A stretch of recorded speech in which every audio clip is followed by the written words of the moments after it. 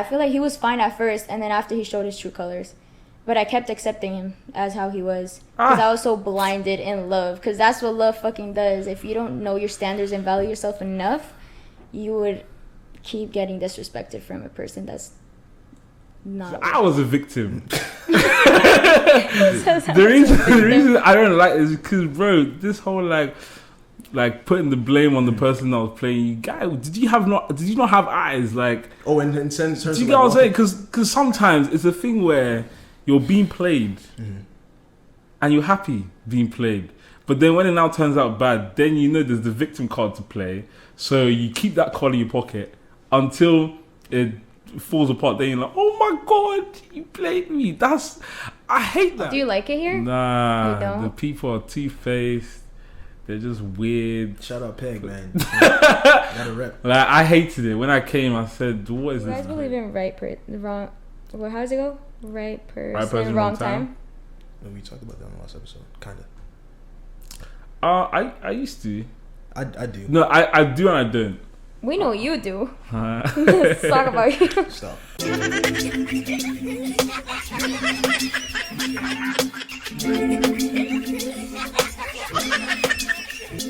You are now listening to the blacker the berry, the sweeter the juice. Well, let's record already. What was that? Your name now. You just say your name. Why you have to try? So DX, and then you say I'm sure. This thing, you're like, you want the best of three worlds. You're scared. Now I understand why the girls are running away. Because all this time I've been thinking girls are crazy. Now it makes sense. Keyshawn.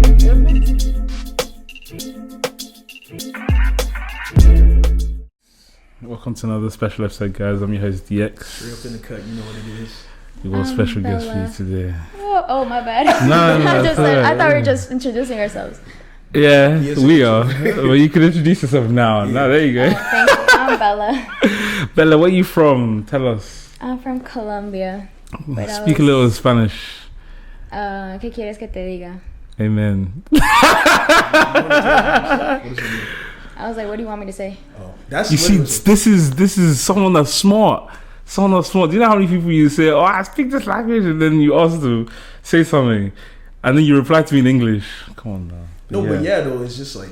No, but it's like, nigga, what do you like when that's exactly what I want. But even then, she still said, "What do you want me to say?" Exactly, but she spoke it in the language. Right. Is this guy? Anyways, oh my guys. God. Yeah, what did you want my opinion on? What do you think about disappearing after you're in a relationship? From whose end? Like my end or a girl's end? From your end, like yeah. Oh, so me disappearing once I enter a relationship, or my friends disappearing. What do you think of just your friends or something? Like when you're in a relationship, you just like put all your attention to that person and forget about everybody else. Why are you laughing? Hey man. I mean, it depends how. It depends how. If someone is like your whole life depends on this person, then that's unfortunate. But if it's a thing where you're spending more time with this person, then yeah, I can understand. Because there's two ways to think about it. If you were all friends before, or they were friends with that person before, you can be like, you don't need to spend that much time with them because you already know them. Whereas if it's someone that you've met and then you're having to get to know, I'll give you leeway to like get to know that person, spend time with that person, you know. But don't take too long. Like a few months, fine. But after that, come back to our usual friendship. Yeah, that's my opinion.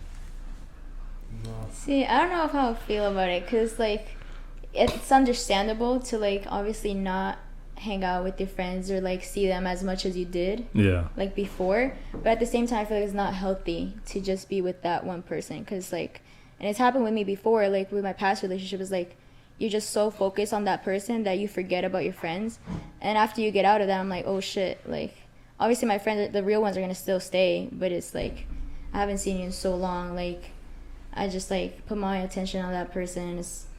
So you feel like it was something that you did in that relationship that you were like regretted, essentially? like putting all your time and like energy into that person. That was it. Yeah, because I feel like it's good to have your own time too with your own friends. You don't need to be with that person 24/7. Yeah. Like you should be like you have your space, your own time. 1,000%. Or else, yeah. I think the issue lies in where it becomes you're like a slave. Yeah, we talked about it before. It's almost like this codependency, also, where it's like you can't live without that person. Yeah. And it's just like, my nigga, like you were fine before you met them. There's so much more into it. Yeah, that's a like big you didn't know who they were before, so it's like, why is it all of a sudden now you guys are together? You can't like. You literally can't function without them. You feel me? That's where I'm like, okay, that's unhealthy. Like, you should have, obviously, we literally talked about it before. We talked about like healthy space. Even within a relationship, there should be, like, you should have like healthy space. You should have time to, you know, yourself. Yeah, exactly. So I think that's where the issue. Obviously, like naturally, if you're seeing someone, romantically, emotions are there. You're obviously gonna want to spend all this time with them and be with them and all that stuff. But I think that's where the issue lies a lot of the times, is where, or you'll actually see it most times when your partner is like, oh, like I'm your world, like that, bro. I can't lie. That's a psychopath. If they're telling you, look, I'm your world, and like fuck your friends, like fuck your family, like there's actually been situations like that too. You see it where it's like the boyfriend will be like, yo, like I'm the only one that cares about you, like. Yeah, that enemies, like that shit. I agree you with need that. to run, like activate your hamstrings. I'm telling you, bro. Yeah, that happened to me. I was like, I swear, it was so bad because like it was actually no. Walk us through like how from start to finish. How did you end up in that situation? Because I want to understand it. I want to understand because me personally, I can't. Someone can't like. Actually, that's a lie. You know what? Carry on. I want to hear your point. Don't care for the party. No. I think I'll understand what you're saying. So explain how you got into the situation where they were like they were your world.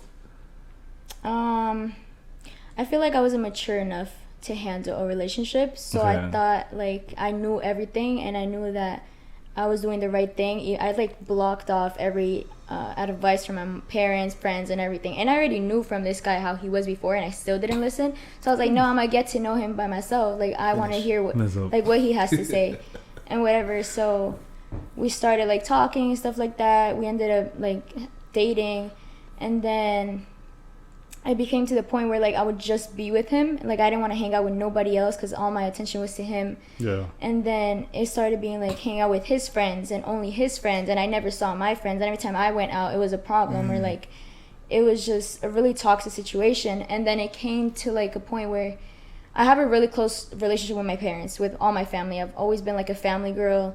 My family are my everything, right? And then I usually text my mom, update her on what I'm doing if I'm out, like to not like worry her, which is normal, right? Or this one time we went out and he was trying to, I don't know what he was trying to buy. He was trying to buy something. He wanted my opinion on it, and I had already given him my opinion. And then my mom calls me and I'm like in a 10-minute conversation with her, and it ended. I was like, hey, I'm here, blah, blah, I'm good.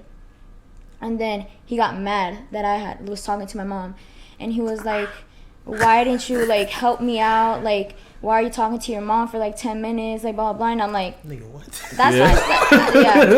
And then after that day, he sat me down, literally like a conversation like how we are now.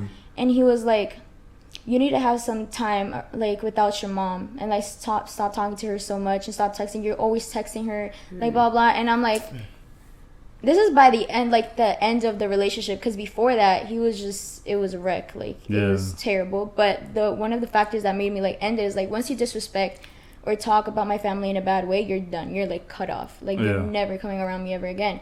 So he sat me down, he was like, you need some space, like you need to have time with me. Like I'm like, bro, I'm literally with you 24/7. I literally not hang out with my family because I'm with you. I like separated myself from everybody, like my family, everybody. And then I'm like, why you have a problem with me talking with my family? That's so weird. And he was like, I just want you to have like me in your mind and shit like that. And I looked at him and I was like, yeah, no, that's not happening. And then after I just was like, I'm not accepting that. It's good. You stood strong. Yeah, no. Stood strong. Yes. Was it like because you hear this all the time about like the honeymoon phase, and then the nigga shows you what he's really like. So it's like, was he always like that, or was it like was it like a dip? It was a dip because he is or he used to be a party boy, right? So at first it was like calm, it was like everything was fine, like the honeymoon phase, like he would treat me so good, he would never disrespect me. And then after a couple months, like every time we get into fights, it was just like so much disrespect towards me, and I was just like, I let it happen, and I let it happen, and I let it happen. And that's one thing, is like once you let one shit slide, it's gonna happen again, and you stand up for yourself, it's gonna go downhill. So then I feel like he was fine at first, and then after he showed his true colors.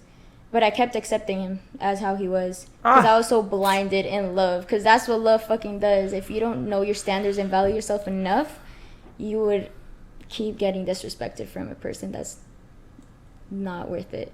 What about him did you fall in love with?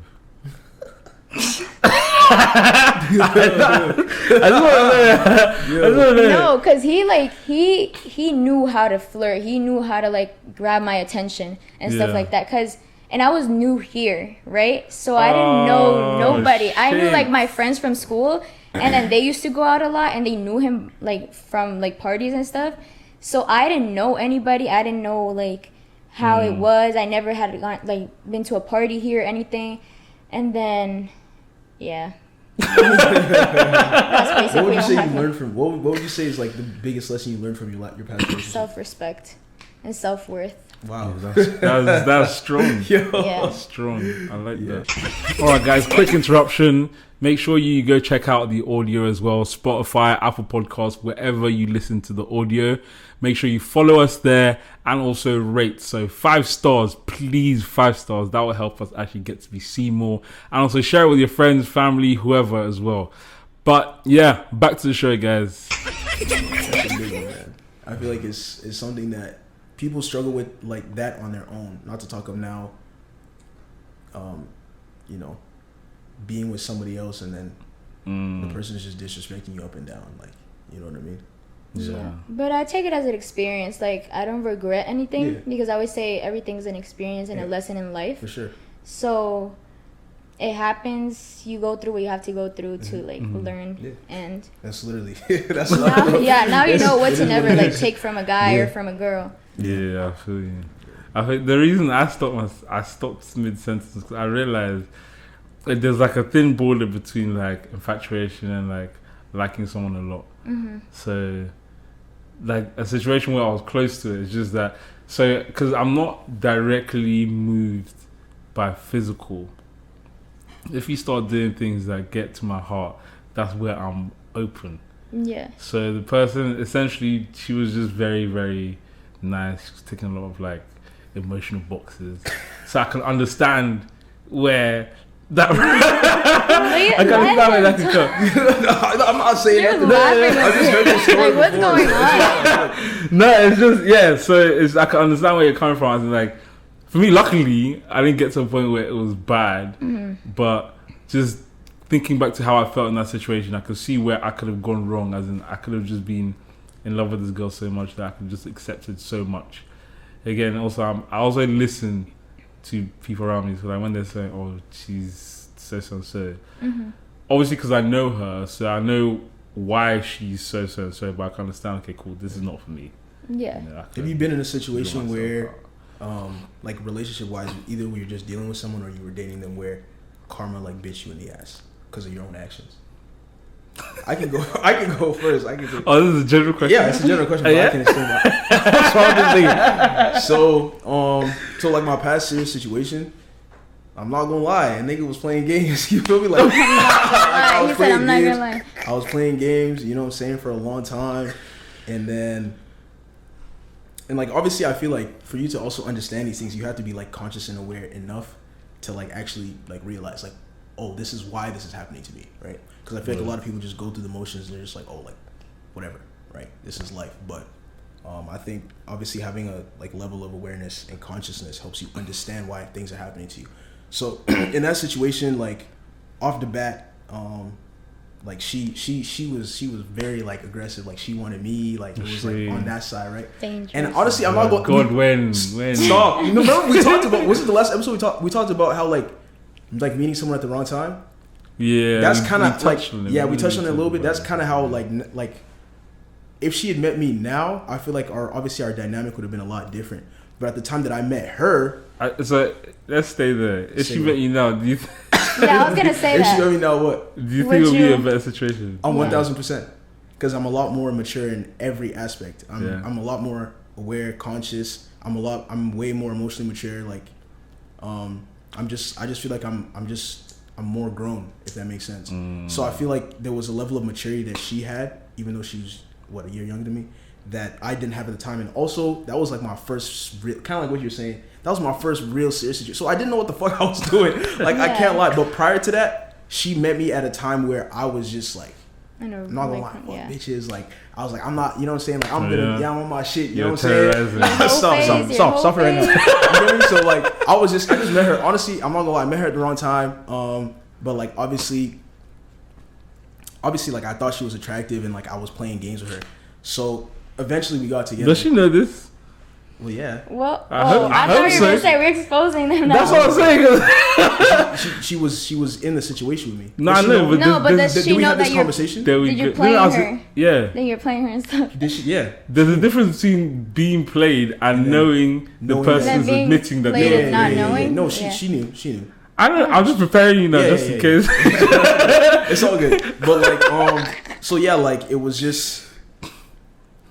I wasn't. Okay, I guess I was playing her because you're making it sound like I was doing something. It's not bad. I was just clarifying. Yeah. I wasn't serious about being with her, essentially, right? So, like, eventually, way later, we like obviously got together. You know, we were together for a bit, and then we like ended. So like, while we were in the situation, like she opened up to me and told me that, like, everything I was doing prior to us getting together was like emotionally damaged her. Sure. Right. I think obviously at that point when we did get together, I had already grown a lot more, and obviously I was aware enough and conscious enough to be like, oh shit, like I didn't know how much I was affecting you, right? And my dad says all the time, it's not the person that's bullying the other person that's gonna remember. It's the person that got bullied that remembers what happened to them, right? So it's just like, from my perspective, I was like, what I was doing was fun. Like I was just like, I was having fun. Like I didn't think it was that serious, but on her end, because she was serious about me, when I would play with her, like, and just be not serious, I was affecting her a lot more than I thought I was, you know? So obviously she opened up to me and told me that. And, I don't know what I think about that. Bro. What do you mean? I thought, like, victims, bro. No, because this is the thing, right? Because for me, it's just, and this is because I was a victim. The reason I don't like it is because, bro, this whole like putting the blame on the person that was playing you. Guy, did you not have eyes? Like, and do you get what I'm saying? Because sometimes it's a thing where you're being played, and you're happy being played. But then when it now turns out bad, then you know there's the victim card to play. So you keep that card in your pocket until it falls apart. Then you're like, oh my god, you played me. I hate that. I think on one front, like, I get where you're coming from, but the reason why I can be like, okay. No, but I get where you're coming from too. Was because I was being like, I can't lie. Like, it would be like, it was in the sense where it was like, okay, look, here's an perfect example. She would literally tell me, I'm done. I don't want to talk to you anymore because you are not serious. Okay. And what do you think I would do? What would you do? I would then come running. Yeah. And then the person that said come back. Exactly. Okay, yeah. So like, bro, it takes two to tango. It literally takes two to tango. Remember 100%. When I said I'm done? See, I'm done. I'm done is done, bro. Like, you get what I'm saying? Like, I can't. When I come back, I can't say, oh, they played me. Yeah. I took my two legs and walked back into the relationship. Bro, I hate. Wait, but how did she knew in the moment that you were playing her and she still stayed? What do you mean she knew? She knew playing her she knew I wasn't serious. Let's just say that. I wasn't a serious nigga, and she knew that. Because so then whose fault is that? So then that's her fault for getting into a relationship, like trying to be serious with somebody else. Okay, the thing is, look, I'm not trying to say like the way we stray completely off topic. The thing is, like, the bullet is still at your face, bro. Yeah. It's still at your face, but then it's also at hers. Yeah. I don't like when like people have these conversations and it's like the person, for example, let's say like the bully was being a bully. At first, when the bully is bullying, it's like, yeah, they're a bad person. And then you as the victim, it's like, yeah, you're in a bad situation, right? That's all kosher. We're all feeling sorry for you. That's fine. It's when now you've had an escape from the bully, right? Let's put back to my metaphors, right? So let's say you're in a room with a bully. You didn't know they were a bully. They start bullying you. Okay, you're feeling bad. You're feeling bad. Now someone opens the door for you to leave the room. Once you leave the room, you're fine. But then if the bully tells you to come back in the room and you take your 2 legs, you were outside of the room and you come back in, now at that specific point, you are now to blame as much as the bully. Yeah. That's my feeling. I don't disagree with what you're saying. Not the whole premise of me saying that was... No, I'm just saying it because I know how these conversations go. Yeah. And then all of a sudden it's like... Because in my situation, because I knew what was going on. I knew why the other person was treating me a certain way. So when my friends are doing this whole like, oh, she's this, she's that, I'm like, no, because I was also present. It's not like I was blind and like I was sellotaped to a chair. And also, I know why this is happening. So you can't put the blame fully on her. I also have some part to play in this, right? But then a lot of people don't. Everyone just wants to just parade the victim. I hate that. So that's why I just want to bring it here. So it's not like you're here doing a valedictorian speech and then all the girls being hooray with her drinking, bro. You know? Yeah. But yeah. So like, anyways. So obviously, like the relationship ended, and I felt like how I made her feel emotionally. I felt it after. Like I felt that shit. Like I'm not gonna lie. I was like, oh shit, this is how she felt before. This is crazy. Like I don't like. Oh, she played you back? No, she didn't play me back per se, but it was just like a different situation he was in. No, it was karma in the sense where it was like. Oh, karma. Yeah, it was karma. Like I was saying, like in the sense where as the relationship was ending, like all the emotions that I made her feel prior, I was now feeling them. I felt like, because she was already over it. Like she had already, like been there and dealt with that. So I just wanted to ask if you guys have been through that, because I just remember being in that situation. I was like, I remember when she opened up to me about it, she told me about it, and I was like, oh shit. And then after the shit ended, I was like, oh, this is what she meant. Like this is crazy. You know what I mean? But I don't know if I've been in a situation like that, because I feel like I don't talk to people just to talk. Like I'll get serious with the person if I see if the other person is not on the same level. Like you just know. It's just you don't get. Do you think you're perfect? No,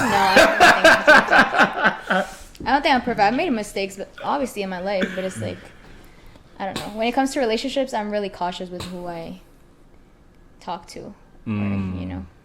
In what sense? Like cautious how? It's just like how they portray themselves, how they are, just in general. Because just like you speaking there speaks a lot about yourself. Yeah. You know. So it's like, you know, like, or how you like. You are around people or stuff like that. If I know that you've been treating girls wrong, or like you've known for other stuff that are not right, like I'm not gonna go and speak to you like that. Like that's not gonna happen, because then I'm gonna end up hurting myself. What if he can change? Do you guys believe in change? Of course. Yeah, but you change first. Yeah, and then you come back. Would you change for the right person? Or? Would you change? Would I change would I change who I am for the right person? Like, do you think? I don't know. Like, if you were let's say like your whole phase and shit, and then you got like the girl that you wanted, would you change for a person, or like would you just change for yourself? If we're look, how I am now, no. Also, just because like I feel like if I'm changing for the person, then I'm not really changing. I'm just doing it for some blending. Yeah, temporal. Exactly. Comedian. It's like I'm doing it. I have a intent behind it. It's like maybe I'm trying to get you, so I'm changing for you, but I'm not. Because the thing is, that's where I feel like a lot of girls get caught. They get bamboozled, they get caught bro. by niggas because the nigga will be like, oh, like I'm gonna change for you. Like you fall in love with. This is another thing. Girls fall in love with the idea of niggas instead of what the nigga is showing you. You fall with his potential, or you fall in love with this idea of who he is, and then when you get with him, he's a completely different nigga, and you're like, oh my god, like how, like what happened? Like this is not the nigga I met. You know what I'm saying? So it's just like I would say now, nah. I feel like I'm at a point in my life where I'm really coming to terms with like being myself, just in the sense where, like, at least romantically, I'm like, because I feel like a lot of young guys go through this phase. I don't remember who I was talking to about this, but it's this cycle, right, where it's like, and it's very unfortunate, where, for example, a good girl will meet a bad guy, right? The bad guy fucks her over. Then she now meets a good guy, and then she can't see that he's a good guy, so she fucks him up. And then it's just this rinse and repeat cycle. It's so, especially amongst like our age group, it's a very common thing that happens. So I feel like I'm starting to come to terms with, look, I've been there too, where I've been, like I said before, I met the shorty that I was last with seriously. I went through that phase where I was like, oh, like, because I had obviously been treated badly, right? So I was like, I fuck girls, like, I'm gonna do my shit, like whatever happens. I was on that time, and then after I met her, I feel like through that process of meeting her and just growing up too, I learned so much about myself and learned what it means to be with a woman, and what it means to like treat her properly, like all this kind of stuff.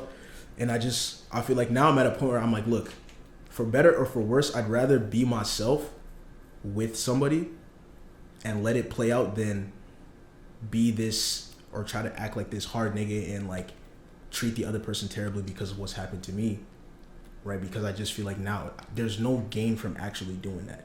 And I feel like that just comes with experience and like maturity and age, right? Some people understand now, some people understand later, but I just feel like I'd rather be my authentic self romantically and be a good guy, which I know I am deep down, than try and paint myself as this, like I don't care, like I'm nonchalant, I don't give a fuck about you, like I don't treat you right, and you know what I mean? So I feel like that comes with peer pressure too, with the people around you, because it's like, oh, this guy is like being a lover boy and now he's with the girl, and since like he's hearing that, he like wants to be like the other guy, so that's when they like fuck up.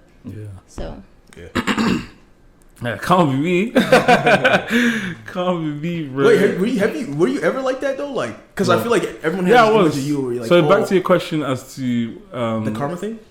Yeah, the karma thing. That's why I am the way I am. It's because of the karma. Because you're scared of karma because you've been through it. Yo, Loki, that's part of it too. It's not even like karma got me. It's just that I was lucky enough to see karma when she was on her way, when she was packing her bags on her way to destroy my life. I saw it, and I said, you know what, I don't want any of that. So I changed. Don't want the smoke, man. Yeah. That shit is not fun. Can't really give too much detail, but essentially the person I didn't realize what I was doing was wrong. Then I saw the effects of what I was doing through someone else who was close to her, and I'm like, oh, that looks very bad. Yeah. So I was like, I don't want to ever be treated that way, because the thing is that innately I am a nice person, right? So when I'm not seeing that, I'm like, that's such a bad thing to do. Then I now realize that's me. I'm doing that to that person. So then I then changed, because I'm just like, okay, cool. If that's how this person feels, that means these actions cause this, so I need to get rid of these actions. And then I became better. Yeah, right. No, you didn't. Yeah. Enough. No, man. I've always been an angel. What? I've always been an angel. Bro, that's what they all say, and they're the devils. See, that's exactly. Yeah, but then this is why I don't talk. I just be the angel, you know. You look like a teddy bear. You look really sweet. I can't lie. Stop, bro. This is how. You see, once again, you're being fooled again. You're being fooled, bro. Stop. Right? Yeah. That's the truth. That's the truth. I am. I exude teddy bear energy. I'm very soft at heart as well. Enough. So I want to ask you. This is a question I saw. Thought it was interesting. What toxic traits do you think? What toxic traits do all men have? Do you feel like? Like, do you feel like there's a general one that like we all exhibit? All is crazy, bro. Generally. Damn, toxic traits in men. Like things they do or like behaviors they exhibit that you think is like very common amongst guys. Kind of like what he's like. That was an example, right? What did he say? He's a teddy bear. Or he's a nice guy. Yeah. Yeah, that's like an example. A toxic trait. I don't know. I feel like. Damn, that's a hard ass question. A toxic trait. There's a lot. I feel like. A lot. Yeah, you men have a lot of toxic traits. Oh, that's crazy. Yeah, no, I feel like you guys have in common where like you guys are just, I don't know if this is a toxic trait, but it's like when you guys are with a girl in general, and let's say you guys are serious or something, you guys have this thing of closing off on everything. Like, I'm not speaking about a specific situation, but like when you guys like it's in your conversation, let's say, and you guys want to like confront that person or something, you just shut off and you don't want to talk about it, and you just like dip or something. I don't know how to say what word it is. Yeah, I know what you're talking about. We talk about it's like you guys prefer not to confront the situation and then just like back out and just I don't know. I feel like that's one. I think that's depending on the guy, to be honest. Well, obviously, yeah, maybe you don't do it. I feel like girls are more emotional and they see things, the bigger side than you guys do. And I don't know. Or understanding women too. You guys are so hard to understand like feelings from a woman, just in general. You guys don't understand. You guys see your side. Oh boy, the heaters are coming out. Going crazy. There's a lot of heat. Shit. I can't lie. Defend your men, bro. Me? Yeah. I'm a defending shit, bro. I'm defending myself. I get where you're coming from. Again, it's ego, innit? So a lot of guys have a lot of inflated egos. They hate to get their ego hurt. Yeah. And then, is this something that only relates with men? Do you think? Mostly men, yeah. I feel like there's a lot of women too, but there's more to it when it comes to girls. There has to be like, I feel like my situation is like a lot of things that have happened has made me closed off in a sense. So it's like I try to be open enough for like it's fair for the other person, but then I don't know. I feel like it's just natural to you guys. It's just you natural to what? It's just not like. Just, I don't know. What do you think it's a toxic trait in girls? There's a lot, bro. Let me pull up my phone real quick. Oh my god. Should I go? Delusion. Yeah. Delusional as fuck. I'm sorry, but that's why I asked you if you thought you're perfect, because a lot of girls actually think they're perfect, and that shit is so insane to me. Lack of accountability. And I guess it's not a toxic. I don't know if you call it toxic. It is. Bro, lack of accountability, bro. Like, you don't understand how many interactions I've had with women, and it's just like, as soon as it's like, my nigga, like, look, just, let's talk about the situation.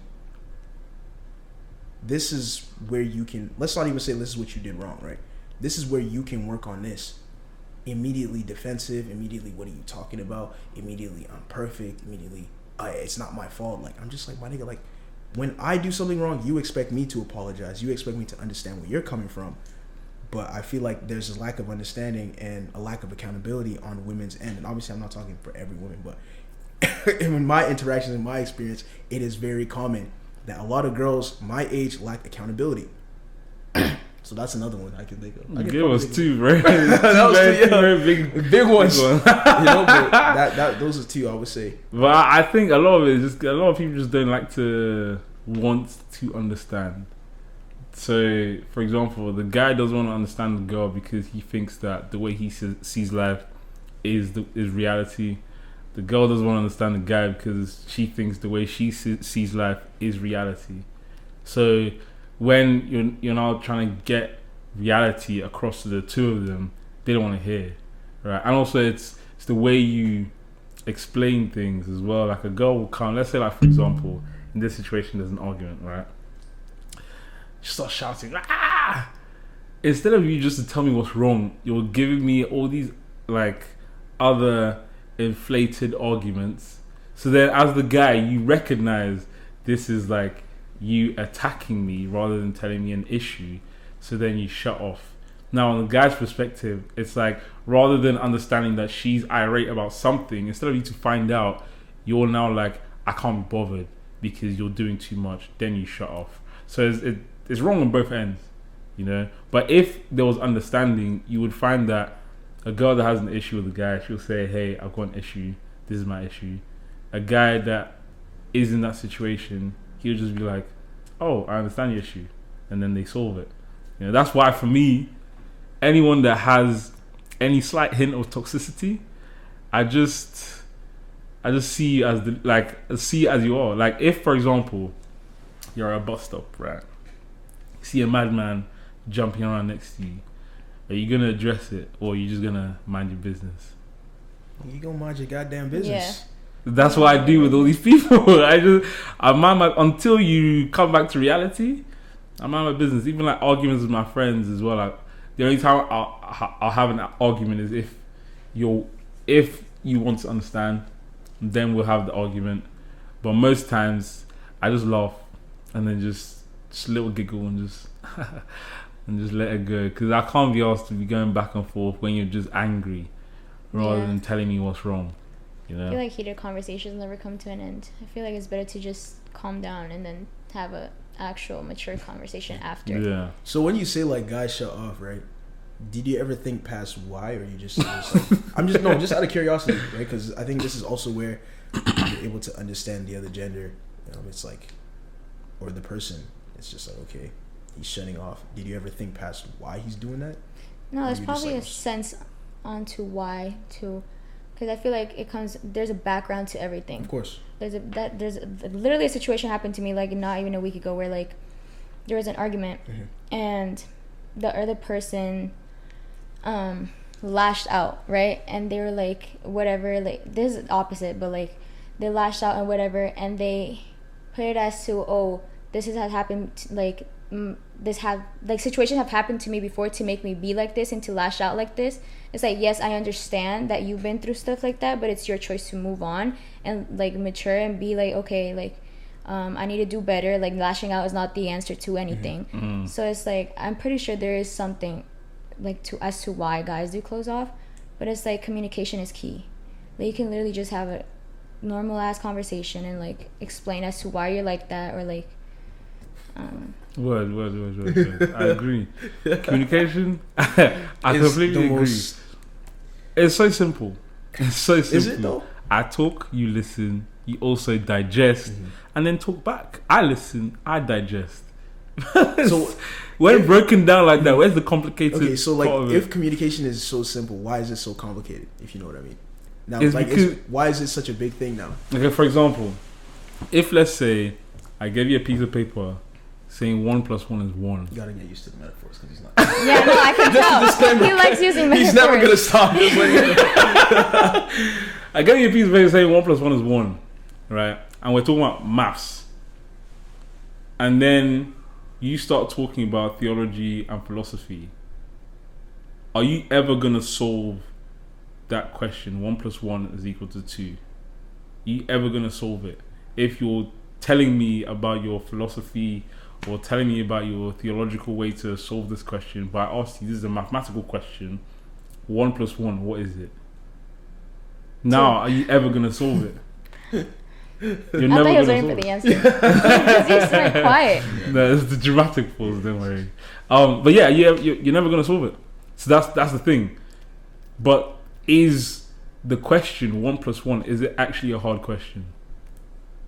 Nope. You see, this is how I see life. That's why I say I'm an angel. I don't. It's very straightforward. A lot of times, if someone comes to me with an issue, I allow them to have the issue. Then I put myself in that position. Sometimes it does burn me just because their issue could be one that is like infectious, right? So it could infect me in a bad way. But the thing is, for me, I want to understand why you're this way. then I can then make my opinion on you.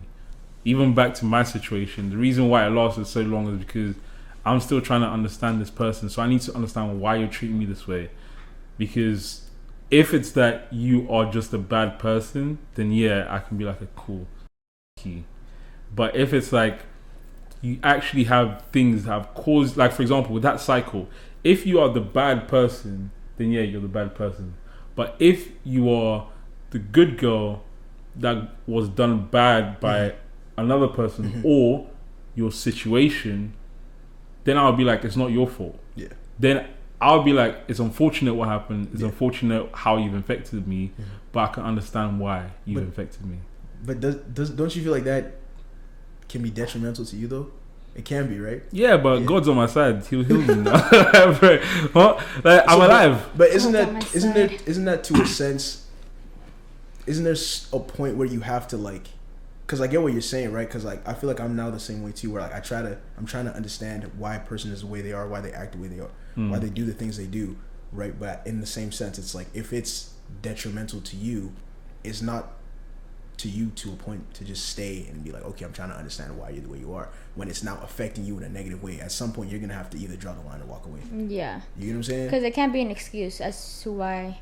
Okay, you're trying to understand the person. You're gonna stay because that person came from a past. Yeah. And it's like, you get where I'm coming from? Because I go. I'll give you my reply. Yeah. Projecting all this shit on you, and it's like, bro, like, yeah, to a point, yeah, I'm trying to understand. It's unfortunate what happened to you. Cool, but then it's now affecting you, who you only have yourself at the end of the day. So it's like, at what point do you now be like, okay, like I have to now walk away from this situation?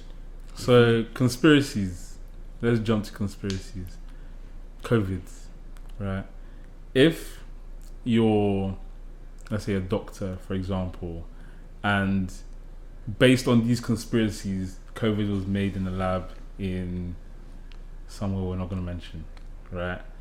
You as the doctor that's going to the lab and you see how infectious this disease is, you know who's causing it. At that point, would you not say that person is the cause of this disease? Do you get what I'm saying? Yeah. I need everyone to make sure, because I can't progress. If you don't understand. So now, if you walk into that lab, you know who's causing it. You can say you're the cause of this disease. Now, someone, for example, all the patients that were here that were infected by COVID, them being infected, they can still infect other people, right? So they can still be cause of someone else's illness. Now, you as the doctor, when you're going to see that patient, are you going to assume they're the cause of COVID? You want us to respond now? Yeah. You want us to respond? Is it a dramatic pause or? No.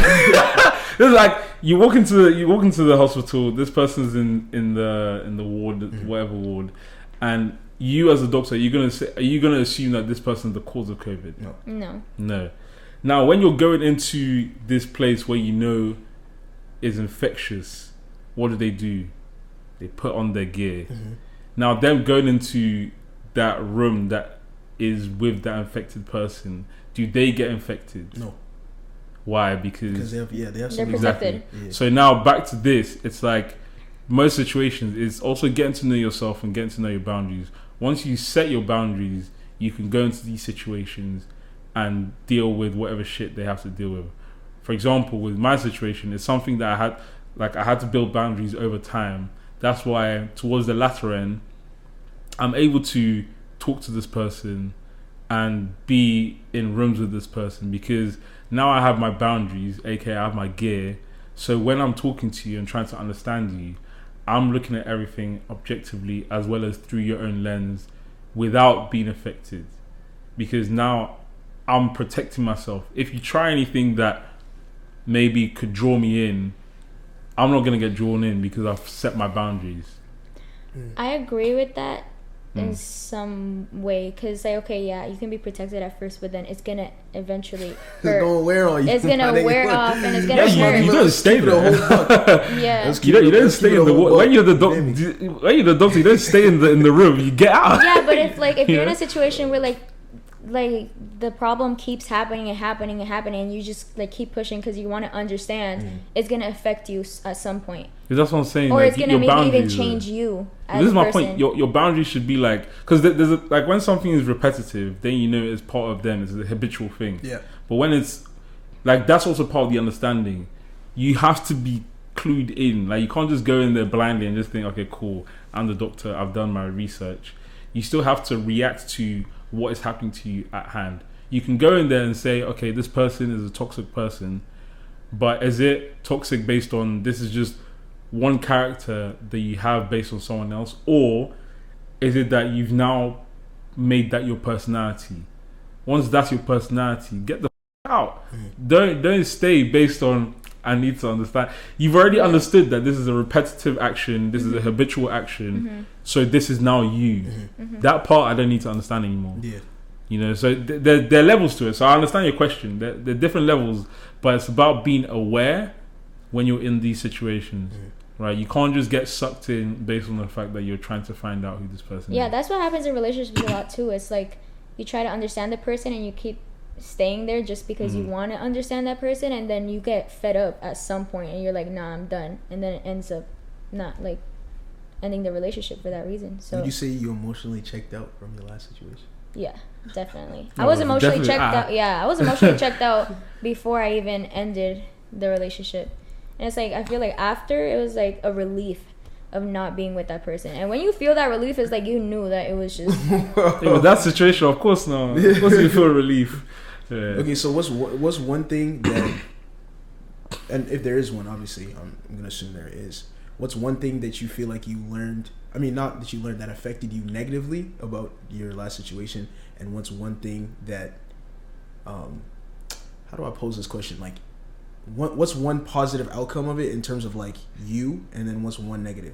So for example, just like I was saying, you were dealing with somebody that was obviously treating you not right, but obviously after closure, after clarity, after coming out of that situation, you've probably now grown as a person, right? Yeah. Or you've learned something about yourself from that situation. So what's like one negative and one positive? One negative, I feel like I'm not the same person that I was before. Before, I was really sweet. I was really like nice, and like now I'm like really closed off. Like I don't fuck with people. Like I don't trust issues is a big thing. I have really bad trust issues. Like it's bad, and it's like obviously it's not the other person's fault because it's like they weren't in my situation before. But it's like it's still something. It's like a barrier that you put like before you even start talking to somebody, and not even like just in like romantic relationship, it's just in friendships too. It's with friendships, I don't trust nobody anymore. Like it's hard for me to like actually trust you and like make sure that I can like tell you about situations that I'm going through that are really personal, because people had me over so many times, and like at first it's like, yeah, I don't care, whatever, like relationships come and go, friendships come and go, but then after it's like, damn, like it actually really affected me. So I just I'm really more closed off, more like quiet to myself. I'm not out there. I don't like going out to talking to people like that, or like if somebody's having a conversation with me, it's like I'll have a conversation with you, but that's it. Like I'm not going in deep with it. Like I don't know that. And positively, I feel like I don't know. I learned so much about me and what I like and what I don't like and what I can accept and not accept, and I've matured so much from that, because it's crazy how like you come into a situation, then you come out of it and you're like, damn, like, this is all I went through, and then now I know like in the future what I can like handle, what I'm not like accepting, and like you got your vest on for the next you see what about you, big boss? What was the question again? I said like kind of like what you said, what's one negative and one positive that you took from your last situation? Like as in for her, she said she's a lot more closed off, so that's the negative. That's that changed her, but in a positive way, she's matured, she has higher standards for herself, etc., etc. So what about you? Probably along the same lines. Like negatively, it's I realized because everyone's going through their own shit, like I can't believe anyone. I can't believe, can I like trust you enough for you to do what you say, because I'm aware that you also have your things that you're going through. So I can now understand if, let's say, you promised me something and you fail, I'm like, okay, cool, you probably had shit to do. Like I wasn't like my expectations are very, very low now, right? I still have them highly placed, but it's like I don't expect you to reach that all the time, right? Positively, I understand a lot better, and also like I understand what I need as well, because she provided like a high standard of my desires. So I'm like, shit, no one can really match this. But then it gives me a gauge of like what I like. It gives me a gauge of what I should expect from other people, because she still treated me with a sense of respect. So that's something I can carry forward into all my other relationships. It allows me to like narrow down my search like very, very quickly. And that's why I don't waste too much time with too many girls, just because in my eyes, if someone was able to do this before, that means someone else can do this. It's not like a unicorn. So if you're not gonna do it, I'll find someone else, you know. I'll find someone else that can feel like, for example, if let's say she took like 8 out of 10, there's someone out there that can fit 9 out of 10. Yeah. So I'm willing to take that gamble and give up on all the people that are not really filling or ticking all the boxes to get that 9 out of 10, you know. And not just waiting. Also, you also have to be active. Like, if you like something, go for it. If it's not for you, then leave it. You know, it's not going for everything. That's one thing a lot of guys are missing out. It's not like just going for every babe that just tickles your fancy. It's like, are they really making you feel like you really want this person? And keep your eyes open, because there's sometimes where someone might look good, but you can see they're a bitch. Don't go there. You don't need to go there to find out, right? All the time, bro. How niggas get caught, bro. The looks, bro. Yeah. When did you move here? Or have you lived here most of your life? 3 years ago. Oh, so recently? Yeah. How do you find it? It's good, I guess. Compared to where? Toronto. Oh, you moved from Toronto? It's a long story. So I was like, we have time. I was born in New Jersey, but then New Jersey. Yeah, so I stayed there for like 6 years. Did you do the accent? Yeah, he tried. He tried. Oh God. No, you it was not. It's okay. I learned it from Cake Boss. Oh, I used to watch Cake Boss. That was my favorite show when I was a kid. You went on level. Shut up. You never said it. Do you know what Cake Boss is? I swear I watched that show. I don't lie here. I'm being so dead ass. What'd they do? He makes cakes. No, but who was in the bakery? Who were the people there? His family? This motherfucker had watched it. I swear I've heard that. Like, I've heard of that name before. I used to watch when I was a kid. All right, guys. Before we get back to the show, we just want to ask you guys to subscribe, like, and share. We're on the way to 1K, and we'd appreciate if you guys did that for us. Let's get back to the show. Anyways, I was there for 6 years. Then I went to Canada, to Ontario, for 2.5 years, and then I went back home to Colombia for 7 years. 7? Yeah. And then I came back here. That's when I got more of my accent and stuff, because I had a Spanish accent. I would be the girl, you learn Spanish, but you have the accent of being you're English, right? And then I went there and and then I came back more Colombian than ever, I swear.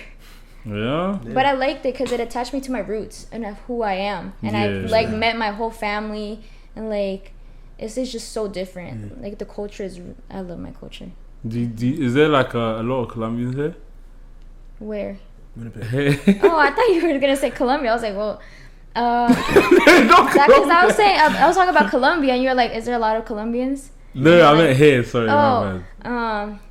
Not really. Yeah. Not we've met a couple, but not as much. Not a community like that. No. You know how many? There's a lot of Italians in Winnipeg. The whole of Corridon. Is it Corridon Bro, there's way more Italians than I thought. I was shocked. It was when I was watching the Euros, and then Italy somehow won. I don't know, it was cheaters, but they won. I was on my way to the clients, and I was just driving through Corridon. Oh yeah, what the bloody there was hell a whole the whole street, bro. Oh, some babes I've never seen in my life. I said, yay. That shit was crazy. I was like, when was this? This was last year. Was this summer? Yeah. Yeah, I remember that. Last year summer. That time. Do you watch football? I love football. I was about to ask which football? Like football? Like soccer, you could say, yeah. Okay, good. I just need to clarify. Yeah. Really? I need to make sure she's been. Well, you've been in Canada for what, 4 years, technically? No, 5, because 2 in Ontario. Yeah. I need to make sure now. Yeah. But, it was the Euros. So, after that, I said, where did they all come from? That shit was crazy, bro. Like cockroaches, bro. The whole street straight up, bro. was patterned off. I said, what? I didn't know the community was that big. I didn't know it was that big. But, yeah. How do you find it, like, getting used to here? This culture? Yeah. It was hard. I can't lie. Because, like, you come from a culture that's really, how do you say it? Like, really open, loud. Like, everybody's like, every time you say hi to somebody, you go and give them a hug and a kiss on the cheek. Like, that's just being respectful.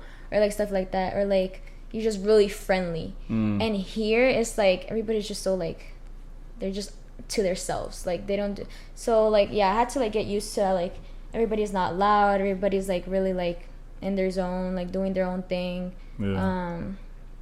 Yeah, I feel like that. Or, like, when it comes to family-wise, when it comes to, like, reunions, it's just, like... Do you have a lot of family here? No, it's just me and my parents and my brother. That's a shame. Yeah, so it's like I can't see my family or like nothing. And here it's like your friends become your family. Yeah. Like they literally become your like the friends that we have now. It's like became family where we do everything with them. And it's, you can't. What else can you do? Like, Calling you booking flights. I hated it here, man. Do you like it here? Nah, the people are two-faced. They're just weird. Shout out Peg, man. Gotta rep. Like, I hated it. When I came, I said, what is this place? And I mean, the two-faced thing is, at first, I thought it was just like a joke or something. Like, and then I was just experiencing, like, in people that I meet at work is the worst. Oh my days, is the worst. These guys are silently racist. I'm like... Because for me, I'm not a big, like, you know, raise the flag every time I experience racism. But, yeah, here it's horrible. It's disgusting, to be honest. And it's crazy because Canada's based in, like, a lot of immigrants and, like, a lot of different cultures. So it's like, what's the point of being racist if, like, we're all coming from the same place? But I'll rather, like, you're openly racist. So I know to stay away from you. Yeah. But like here, it's like everyone's just behind closed. Like for example, I was door knocking a few days ago. There's someone called the police. I thought this only happens in America. I got a call, no idea. I thought it was you, so I didn't answer. And then I checked my voicemail. This is the police. You're handing out business. I said, what? Like, yeah. Wait, the police calls you? So someone called the police, I'm guessing, and then the police called me. How did they get the police? Because I was like my business card. Oh, right, yeah. So. Yo, what the hell? Because everyone that I met was nice. Yeah. So I'm like, one of you. It was either one of them or because I saw another woman that was acting bare weird. She was just walking up and down. You know, she was like a literal Karen. Yeah. I was like, you're giving me very American vibes. But I just ignored her. So I don't know. Yeah, I don't know, man. I don't know. It was just what strange. About you? Do you like Peg? Some positivity for Peg, please. No, man. I'm just I don't know. I'm neutral, I guess. Like I feel like I've lived so many places that I don't really see location as like a big thing anymore. It's just more so like, okay, this is where I am in life. This is the stage I'm at. I'm not like, oh my god, the weather's trash or the weather is ass. The weather is ass. Yeah. But you know what I'm saying? Like people are trash or why would you ever like I remember every time I tell people I'm here, they're like, why would you come here? I'm just like, oh my god, everybody asked me exactly, that. Exactly, right? Everybody asked me that. I'm like, bro, like I don't see it as oh my gosh, like I didn't it's not like I knew this place. Probably just like you didn't know anything about what you're coming to, you know what I mean? Aside from like you said, the weather's ass. You know what I'm saying? But I found out too late. I was in the orientation hall already like 3 days into school and they're saying, oh, this is the second coldest place in the world. I said, shit. Oh my god. You already landed. Why am I here? Nah, but I feel horrible. like at the same time we're like really blessed to be in this place. Like I prefer to be here than being back home, because back home is like not like safety and like in terms of safety of school, work, because work is really hard to find there. And it's like if you find a job, it's like, do they pay you? Because they would pay you like in 2 months or 3 months of working. So it's like, I always thought about, every time I like try to complain about where I'm at, I'm like, I'm blessed that I'm here. I'm blessed that I have a house. I'm blessed that I have my family. And it is what it is. I've met some good people here. Don't get me wrong. I've met some great people here. But it's just I hate silent racism. Like, just say it. Like, I'll rather you just say it and I'll be like, okay, cool, yeah. But it's people that are... Yeah, I just hate like two-faced people. That's my issue. It just irks me a lot. Oh well, there's not any shit you can do about it, bro. I could. No. Can you really say that's like a peg thing? Like, yeah, that's a no. Really? I feel like that's everywhere. No, it's a stereotype. I won't say like everyone does it, but it's a stereotype of like Canadians. And Canadians? Yeah, and I witnessed it. I'm like, I don't like it. Like you go to like most of you, for example, you go to like Eastern Europe, like. Straight racist. Like there's no, but it's more of a thing of it's not malicious. It's just like ignorance. Right? Then you'll go to places like Central West Europe, so like England, France. They're like they can be, but they're a little bit more accepting because they're a little bit more multicultural. Then you come to the West, you have the Americans who are racist with intention, you know. Then you come to Canada who are pretending not to be racist. That's the worst for me anyways. Yeah. But yeah, I don't want to make it too much of a thing of race, but I mean it's a decent culture, but as you said, I don't like how calm everything is. Like I want a bit of noise. Yeah, I feel like, difference too is like usually like for Christmas or New Year's, like it's a party back home. Like everybody's like fireworks everywhere. Everybody's outside of their house like eating food, like everybody in family, your neighbors and everything. Here when I came here, I was like waiting for fireworks, waiting for people to play music or some shit, and like nothing. I swear to God, I didn't hear one thing. And I was like, damn, it's just me and my family. Like this is all we can make. That's it. Is it the same in Toronto?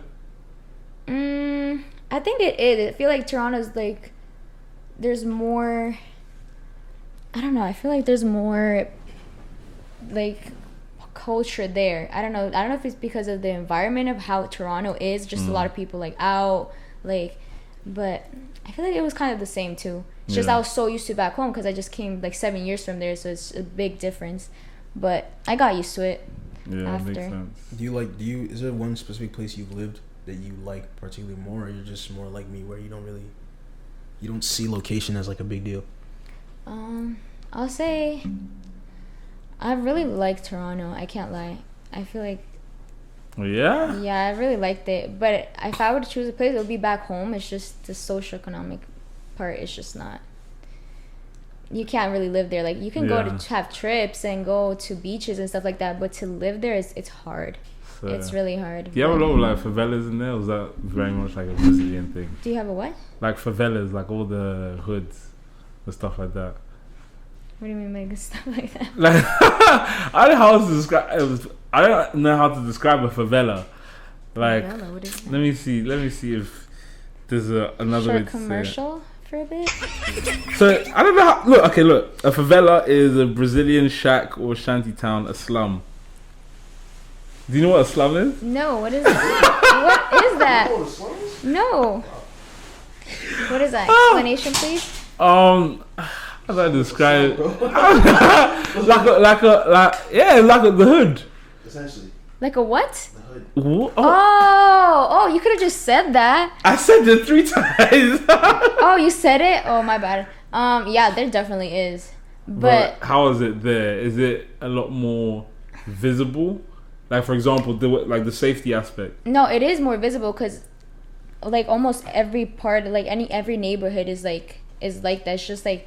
And if it's not that, then it's like the rich people or like the kind of like, I don't want to say rich, but like stable people. Yeah. And then it's like the hood, and it's like where I lived, for example, it was like half of it was like basically the hood, I guess. Yeah. But I feel like you get used to like when it in terms of security, it's like you're used to you can't have your phone out, or you can't walk with a backpack on or stuff, and you get used to that mentality. That when I came here, it's like I see all these people with their phones out. I see people with backpack. I see people just on the bus like with like AirPods on, and I'm like, that shit would be stolen by the time you go out like in Colombia like that. I swear.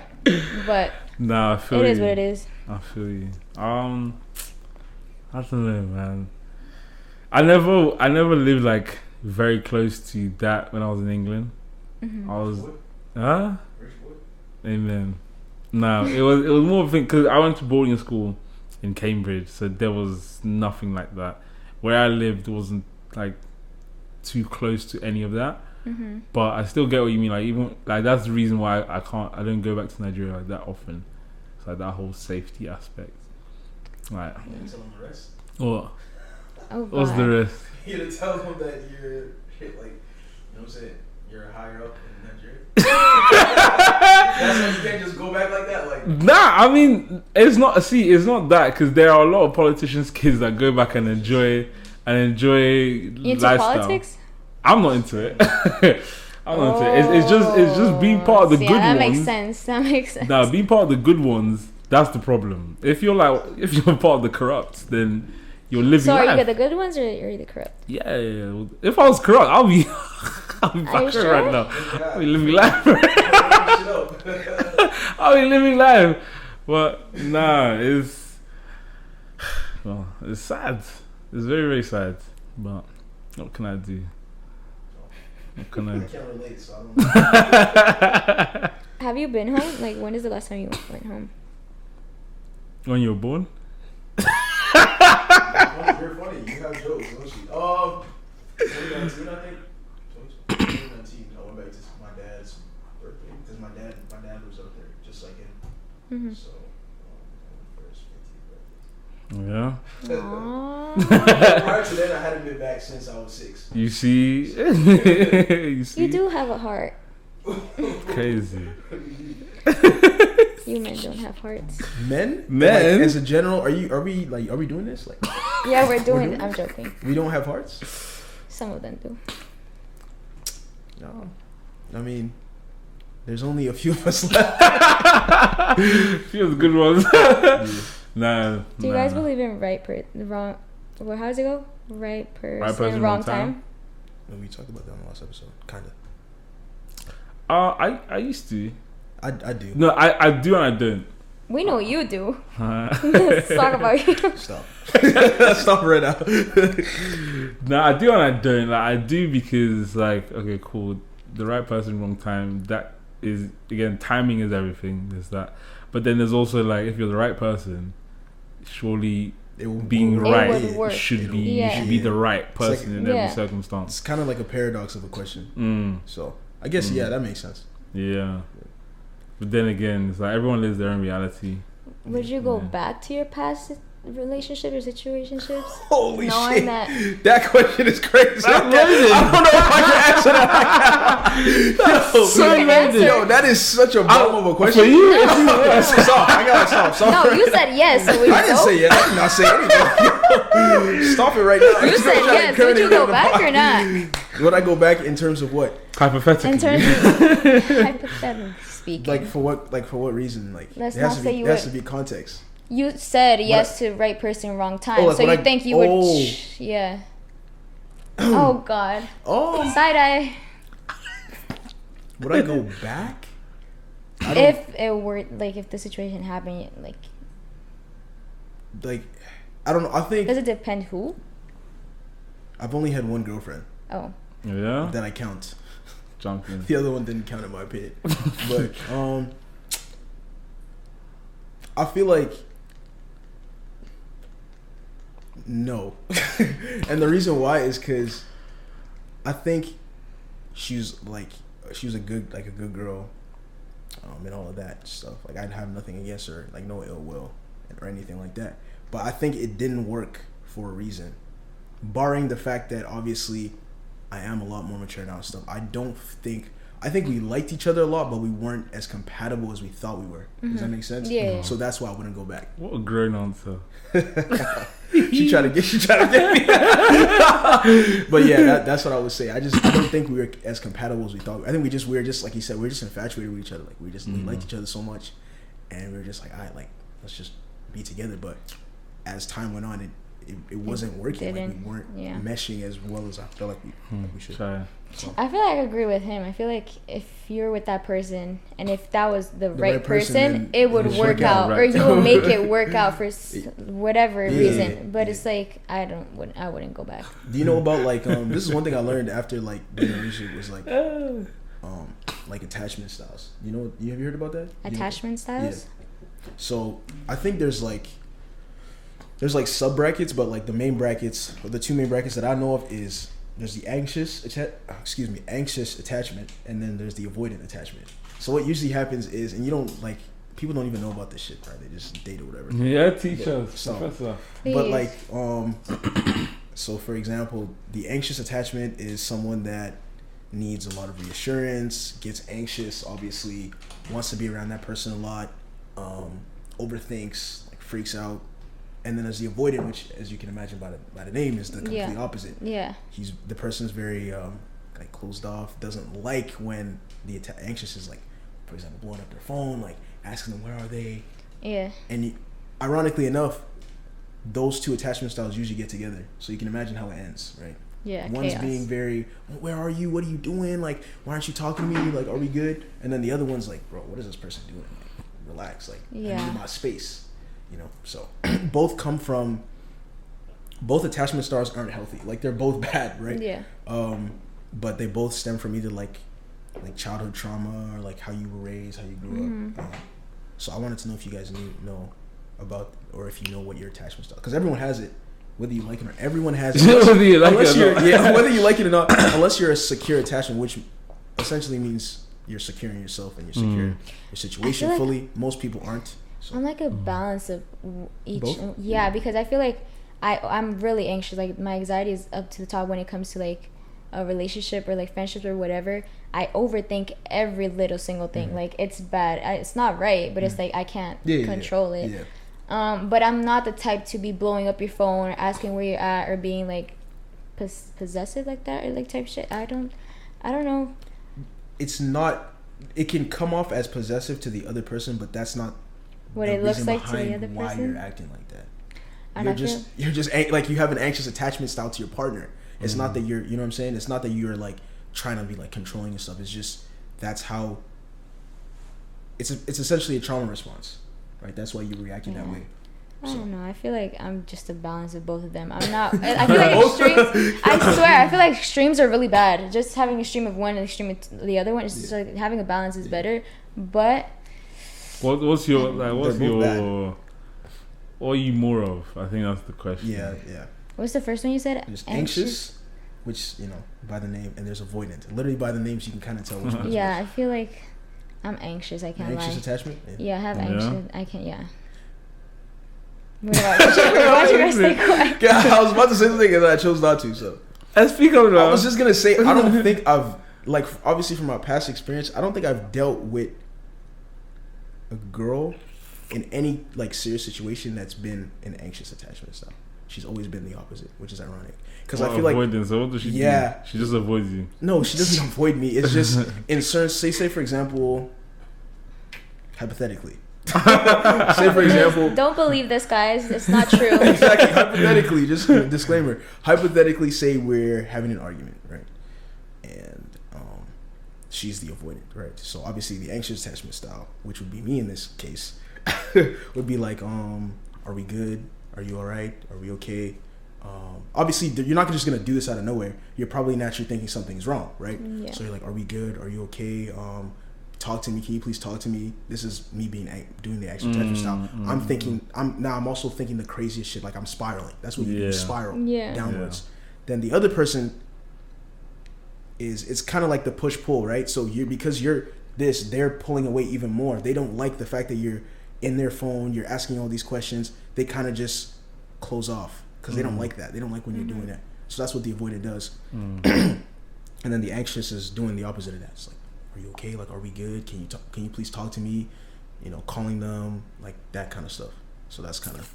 That's you. But I feel like it comes a level to it though. Like, for sure. I mean, I feel like in our eyes, like in a good way. Like we're not trying to like be like that to that person. Yeah, we don't want to make the other person uncomfortable. It's just us. Like It's inherently not bad. It's unhealthy essentially, right? Because you may be spiraling and there may be nothing wrong. Like, that's what I'm saying. Like, you may be spiraling on your own, which is obviously something that I've dealt with myself. And there's literally nothing wrong. You just relax. Like, it's just overthinking. Yeah, you're just bugging the fuck out. Like, you need reassurance all the time. You want to be. You're like you're more prone to be clingy. Like, it's all that kind of stuff. And the avoidant is essentially the opposite of the anxious attachment. Yeah. But I feel like I'm anxious, like I'm like that because of past situations. Yeah, for sure. Like it's not just because I'm like that. It's just trauma from before. Yeah, exactly. That's why people have those attachment styles. It's either from your past experience or from childhood trauma. Maybe it's a combination of both. So I was just curious if you guys knew, or if you can assess yourself and see you think which one you like. I feel like you're avoidant, low key. Like, I don't actually know because I'm not you, but I feel like off of how much I know you, I feel like you'd be more avoidant than anxious. But I don't know. The way he laughs. I don't know. Naturally, I'm anxious, but I've become avoidant. I've become avoidant because no one cares.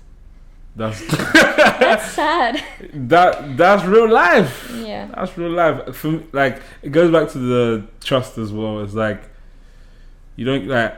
You clearly, like, for me, I value communication so high that if you haven't communicated to me, that means you don't care enough for me to even start caring. Yeah. So I just leave it.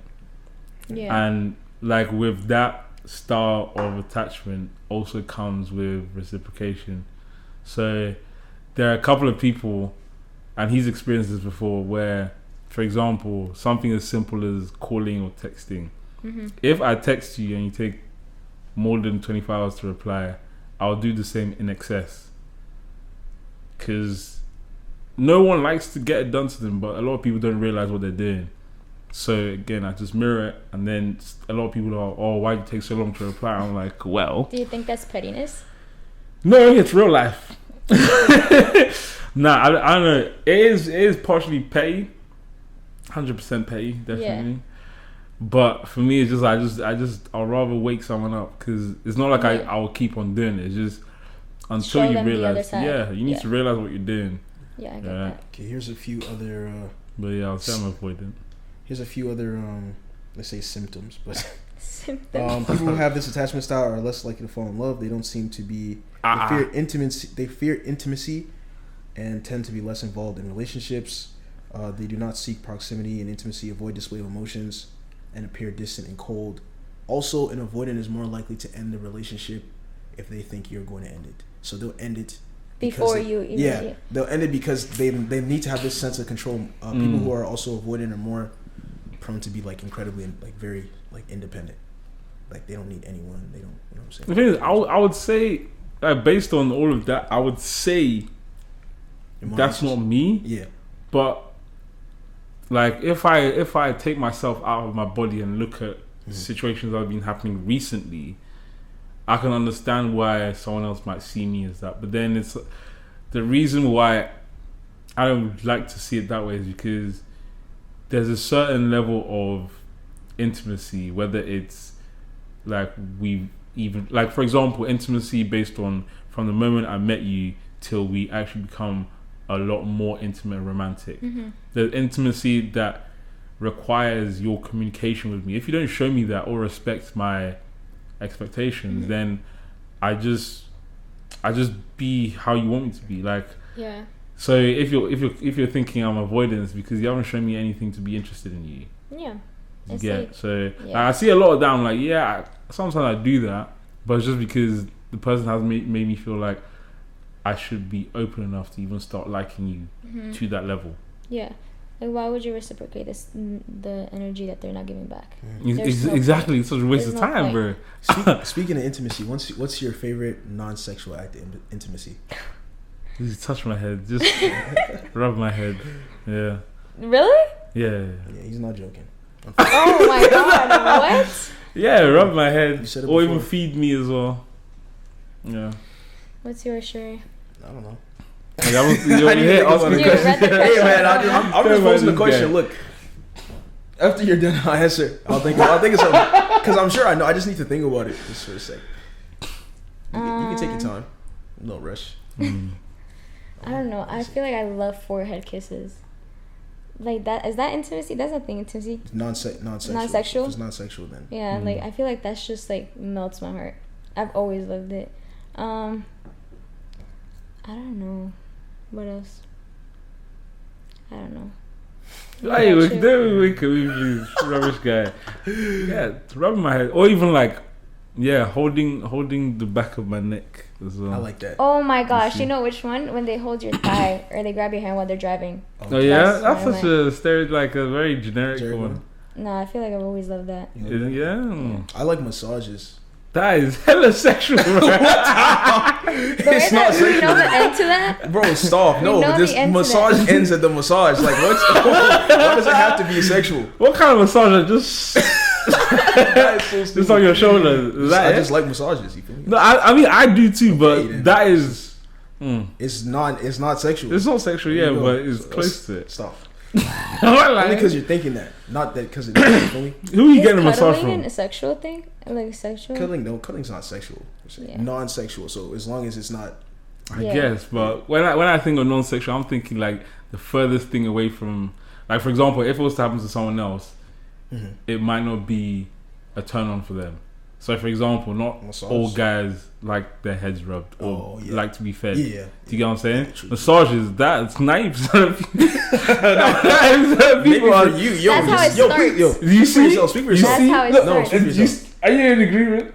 I think it depends. Exactly, bro. Thank you. Like, don't agree with this nigga, bro. For the camera. I knew he was gonna say that. I knew he was gonna say that. Don't agree with this nigga, bro. Stop it right now. It's non-sexual if it ends there. You feel me? It is what it is. I like massage. Words.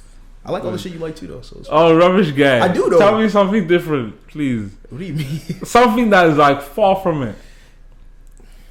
Far, Sherry. I can't like what I like. Goddamn. They will ask you like, give us something that's even further. You know? Do you like it when they play with your dress? Oh yeah, I actually like it. When, you see? I like it when Shorty plays my hair. Yeah, I like that. Sharp. Oh. Oh, you too? What? You like it when they play with your hair? Like when they, yeah. I'm just leaving that. Yeah, I'm not gonna say any more than that. You feel me? I know some girls they like the head massage as well. When done to them? I don't think I've ever seen that. I'm not gonna lie. Try next time. I should do it to a girl. Yeah. To like rub their. So he literally just rubs your head like that. I can't lie, I like that. You see? Yeah, you see? Stop. I should start writing a book. How would you know that though? How would you know that? What? Like, what would you do to like What's get your all next that? question? Is there a reason you like have so much? Yes, it's part of my arsenal. Your arsenal to do what? What? What do you mean? It's part of all my weapons. That is one of the weapons I use to do what? To help me get intimate.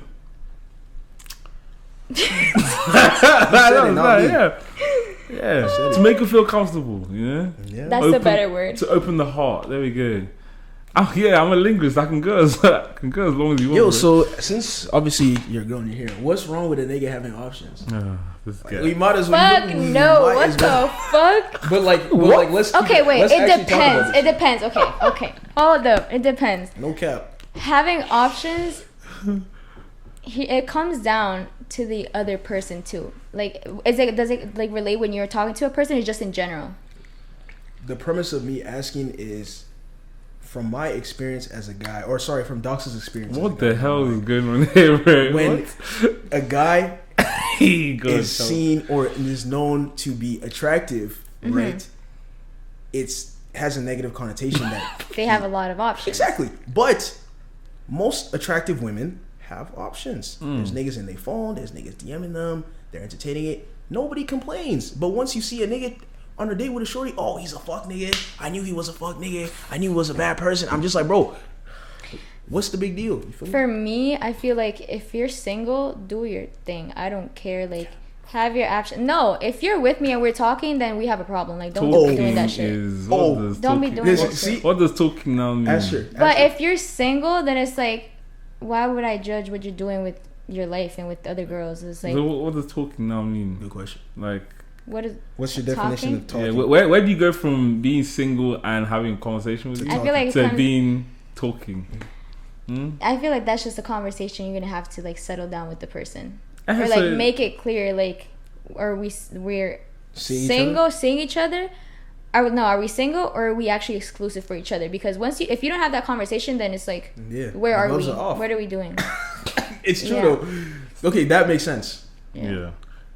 I'm not gonna lie, I thought she was gonna say more than that. I was worried because I was getting riled up when you asked this question, but that actually makes sense. No, you did see her first reaction. I know. She's like, see, that's what I'm saying. No. It's the initial reaction. But yeah, it just depends. I feel like it's normal for a guy. I don't know. It depends. There's a lot of people that are really. It's normal for a guy to have options. I've seen it so many times. Like, they have girls here, girls over there. Their phones, like. Woman of valor. This is strong. I like that. Yes. Speak. I'm with you. Yo, you're agreeing with this shit? Yes. No. It's normal. She's saying it's normal. Do you think it's normal? I'm not saying it's normal for all men. It's just there's a lot of people that are just for themselves and they won't do shit like that. But most men do have like girls on their phone when they go out there around a lot of girls and shit like that. It's like, maybe it's just the niggas you deal with. No. I mean, what? Please throw shade. Speak for yourself. I'm just saying in terms of like, maybe you're dealing with guys that are attractive. That's why you're seeing them around women. That's why you're seeing they have girls in their phone. I feel I'm so used to seeing men like that. I just don't. You think it's every guy? I don't think it's every guy. I don't believe that's every guy, but most men do. Most. Nah. Yeah. Just a lot of guys are struggling. Nah, that's what I'm saying, bro. I don't know what she's talking about. Some niggas some niggas don't even get a look at the club, bro. I don't know what she's saying. You said attractive. I'm not saying. Oh, okay, okay, good. Yeah. Well, yeah, that's my point. That's what I'm saying. If you're dealing with attractive men, then you can say that. Of course, they're gonna have fucking girls on their phone. But you're fine with it. Because the way your face is. That's what I'm saying, bro. The way she's twisting her face is crazy. I'm not. She's unlocking some memories right now. No. I don't know. What is your perspective if it was a girl? Oh, we're used to it. Exactly. Girls always would throw it in our face. Would you fuck with a girl like that or no? Exactly. Would I what? I didn't say nothing. I just looked at Dogsa. Shrek is the biggest side eyes ever. I just see them all the time. Wait, what was your question? What's like your perspective? Said, like if it was like if a girl was there, we're used to it. It depends. It depends. If she's flaunting it, down like that's kind of crazy. That's very ugly. Relax. Yeah. But if it's like if I could feel it, then it is what it is. Yeah. You just have to activate your hamstrings and be the best. If you're good looking, because you have to think about it from a guy's perspective. It's like, look, if she's attractive, because remember I told you on that episode, right? I was like, when I was at the club, and then I told you like there was an attractive girl that walked by, and I saw every single nigga pant, like literally every other nigga that was in vicinity was doing the exact same thing I was doing, which was obviously looking at her. Breaking necks. Exactly. So I'm just like, if you think about it from that perspective too, it's like most niggas are hungry. You know what I'm saying? Like niggas. But I feel like it goes for boys and girls. Like it's like we don't have control over that. Like if we're attractive and guys are here, as long as if you give every guy the attention that they want, then that's okay. That's like all right. But like you don't have control over who's gonna like flirt with you or like come talk to you and shit like that. It's just but my point is like from a guy's perspective, understanding that there's other guys also thinking she's attractive. Then most times when he's saying we're used to it, he means in a sense where it's like if I'm thinking I want her and I've seen all these niggas also want her, we're used to it in that sense where we're like okay. They're also pursuing her. You know what I mean? Yeah. Obviously, it's different if she's telling you, but like I said, if she is good looking, right, you're gonna just obviously assume you're used to that. Okay, other niggas also want her. They're going after her, and that's usually the case. Yeah. Because niggas are hungry. Like I said, niggas are hunting, bro. They don't care. So yeah, it is what it is. I guess. Are you a good flirt? I'm joking. I don't know. That's a good question, actually. How would you get a guy's attention? What's your success rate? Like every guy that you've liked. That's the thing. I don't go up. I'm not out. I don't usually go out and like look and flirt with men. You don't have to. I just feel like. Okay. Let me phrase the question differently. How many guys have you been attracted to, and you've had an interaction with, that you've successfully gotten? Oh God. Would you 90%. Say every time once they meet you and you have the interaction, you've been successful every time? Like, how would you gauge your success rate in getting the guy you want? I feel like it's pretty up there. I just... Champ. Yeah, but it's like, I won't go up to you and start flirting with you just to like... I don't know. I feel like if you reciprocate the same energy, it's like, okay, I'm doing something right, you know? But I don't really flirt like... I would say like you're cute, like you have really nice eyes, or like compliment the person, but I won't go like I'll just use my eyes and smile. Yeah, I'm joking. I swear every girl says that. I said eye contact. That's all. Eye contact is big. I'm telling you, is that what you do? Yeah, but sometimes I get nervous. Like it's bad. Like because there's some girls that are just good banter. Like you would know, right? I don't know. So it's just like some girls, it's eye contact that gets them, or it's like they actually know how to banter with you. Yeah, I like funny girls, man. I like funny girls. How many have you met that are actually funny? A lot. Yeah, I've met quite a few. Really? Yeah. I wonder why. You wonder why? Look at this guy. I've met quite a few. Yeah, I think funny girls are a lot more attractive as well. No, I can know. If you're attractive and you're funny, it puts you up for level. Yeah, for sure. Mm-hmm. For sure. You can't just be funny and like average looking. I mean, you can say it. A for effort. That's crazy. You don't look good. You don't look good, my nigga. I'm sorry. You feel me? But yeah, actually, it's true, bro. Look, I don't know, because there'll be some girls on the internet that they're funny, and then you look back and you're like, you really that attractive? Or is it that you're attractive? You know what I'm saying? Like, you just got pulled by the humor. Sometimes, yeah. Sometimes, yeah. Do you think physical matters? Like physical looks matter? 1000%. What are we talking about here? No, I always said everything comes from the eyes. Like you see the person first, obviously. Yeah. So it's like you won't go to the person or like start talking to the person, having a general conversation. Exactly, because I don't know shit about you. I need to see you first. Yeah. You feel me? Yeah. What's the first thing you notice in the other gender, like in terms of like attraction, like physical? Like feature? physical? Yeah. Eyes and smile. Eyes and smile. Yeah. Like that's and how they dress. Yeah. Do you think you care that? Do you care that much about that though, or you're just saying it in passing? No, but I feel like as long as you dress nicely and appropriately, then I'll be like, okay. What's your definition of appropriate? Like don't be. What's your style? Like imagine going to a fucking like restaurant or club with the whole ass like. Have you seen those tank tops with like that are just like open that you use for the gym type shit, and just like with shorts or like. I don't know, you guys don't have any, but like the booty shorts. Yeah, or like some shit like as long as you know how to dress, I like it. Yeah. You know how to carry yourself in certain things, right? Yeah. What you wear. Yeah. Makes sense. Since we're talking about dressing, what's your favorite aesthetic piece of clothing? No, piece of clothing on the guy. Oh, on a guy? Yeah. Shoes. So. Yeah, shoes or. Yeah, I feel like shoes. I love shoes.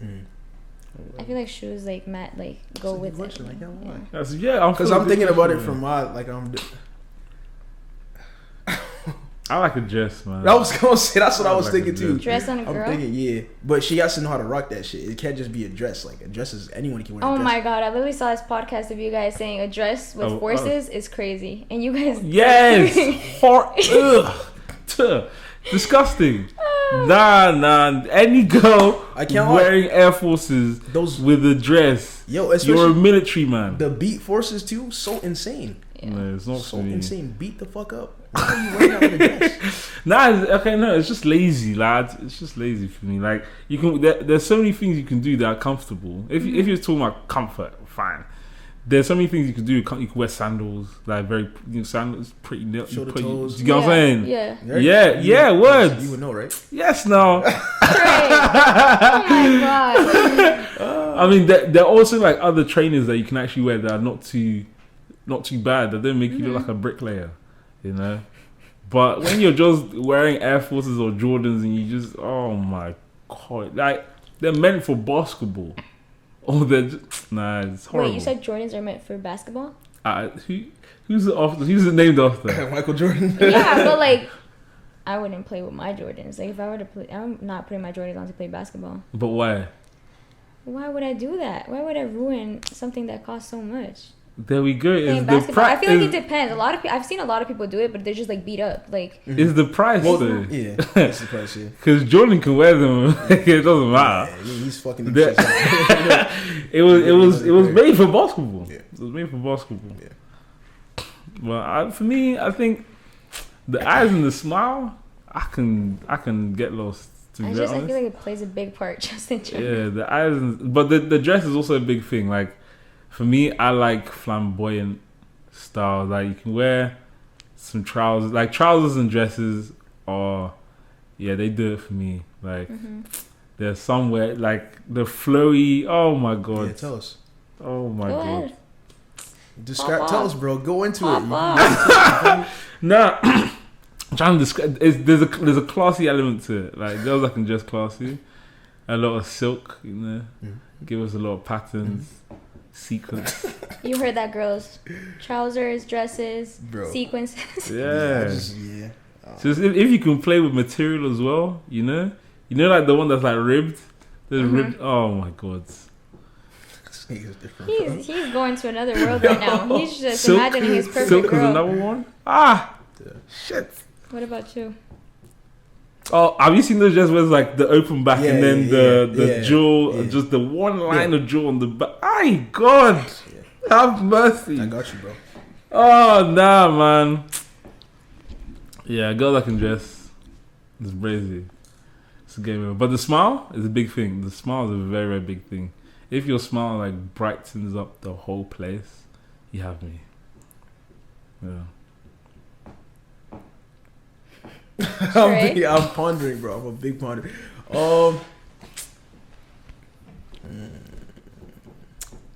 It's the first thing I noticed. I'm not gonna lie. It's the booty. I'm playing. I'm playing. Are you though? No, I'm playing. What? No.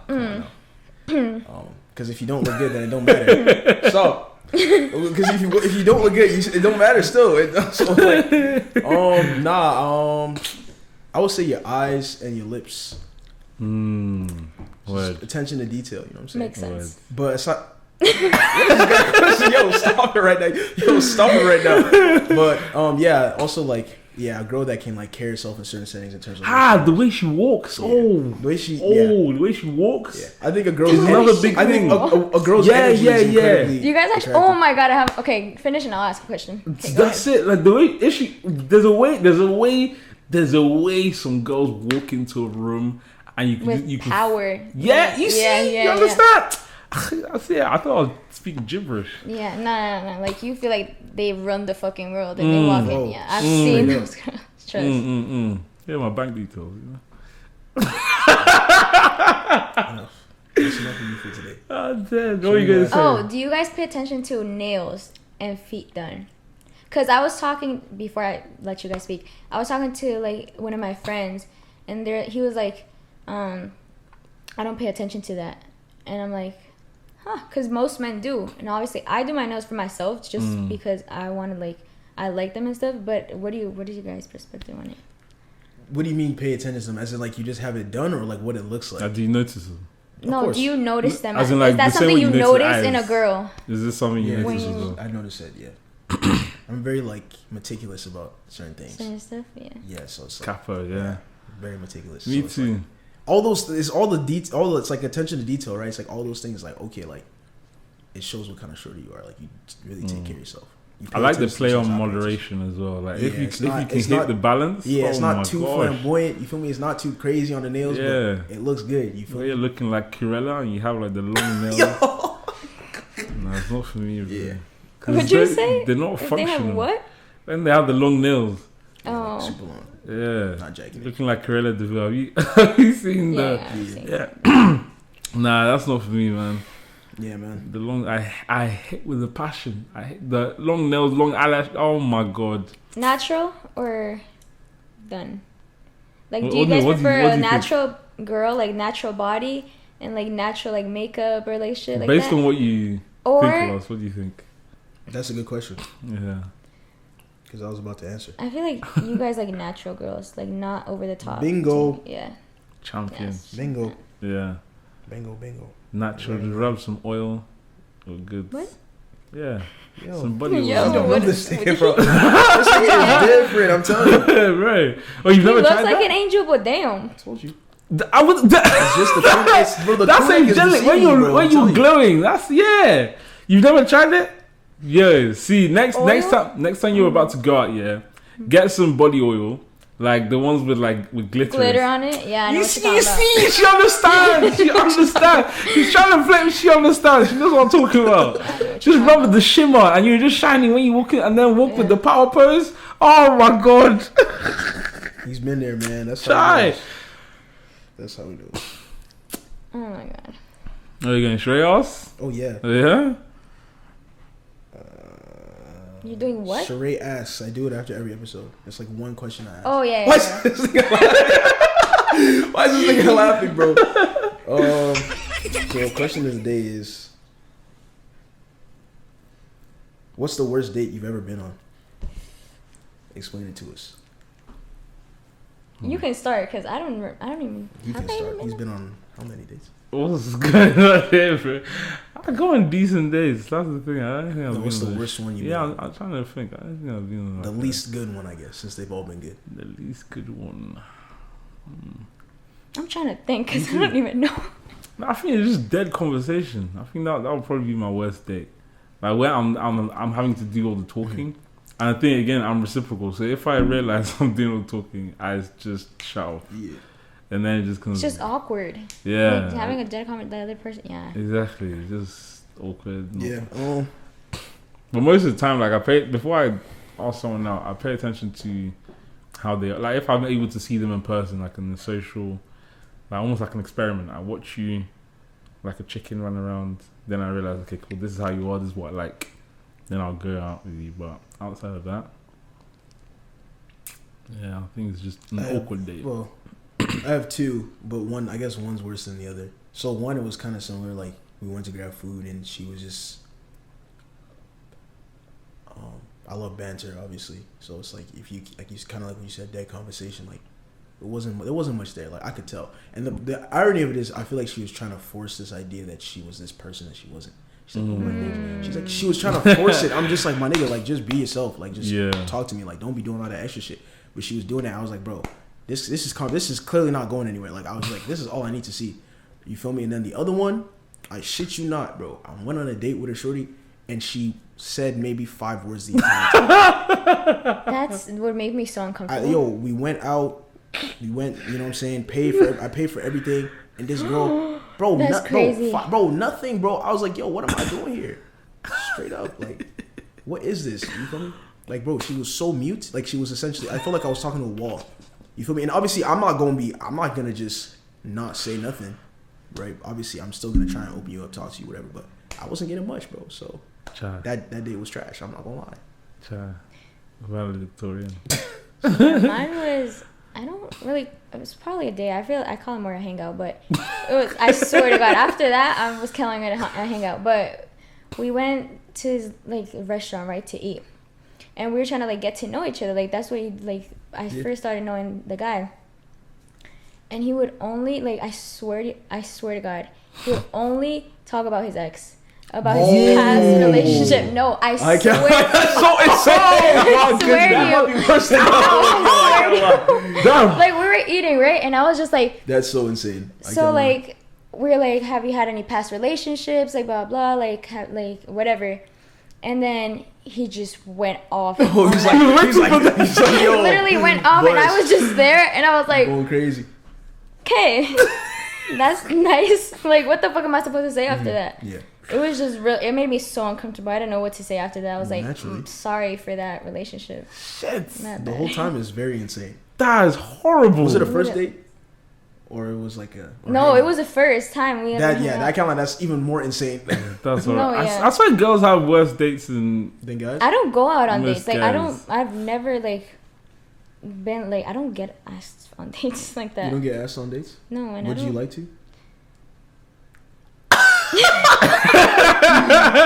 Simple question, though. Yeah, bro. Would you like to be asked? I feel like, do you call a date like when you're like with a person and then you go out to eat or something? Well, do you have to ask the person to go on a date? Yeah. Yeah, it has to be. What's it called? Intentional. Yeah. There has to be intent behind it. You feel me? So it's like I'm asking you, look, this time, this place, we're gonna go do this. I'm gonna come get you. I'll tell you what kind of attire you're supposed to wear. It has to be intentional. That's what a date is. Oh yeah. No. Never? Well, you don't want to be asked? Not like that. No, you don't want to be asked, or it's never happened. It's never happened like that. Like okay. I told me, yeah. Not even with your boy? Or your ex, sorry. No, it would be just like, let's go here, and I'm like, all right. Try. We need to do better. We need to do better. No, but do you want to be asked? Like, have you ever? It would be nice to be asked. Like every girl, I think would be. Take notes. Like to be. Every girl, probably. What's the most? The most I've done? Yeah. In terms of like a whole, because like if I'm talking about the most I've done, it was like obviously it was like, you feel me? Nah, definitely. It was a serious situation. So it could be. Yeah, it could be serious. It could be serious.